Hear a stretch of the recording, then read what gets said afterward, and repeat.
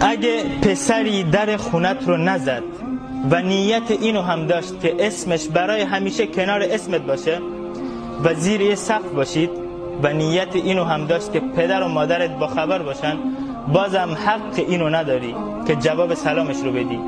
مهم اینه که در خونت رو بزنه، نذار با احساساتت بازی کنه، نذار با حرفاش تو فضای مجازی خامت کنه. باور کن با یه دکمه زدن میتونه همه چی رو تموم کنه، از قلبش بیرونت کنه برای همیشه. یه چیزی رو از من برادرانه بشنو، اگه در خونت رو نزد وقتت رو باهاش تلف نکن به هیچ عنوان. کسی که واقعا تو رو بخواد در خونت رو میزنه. سلام علیکم. تو یک لحظه غافل خواهر من که چشم خائنان اندر کمینم نگردم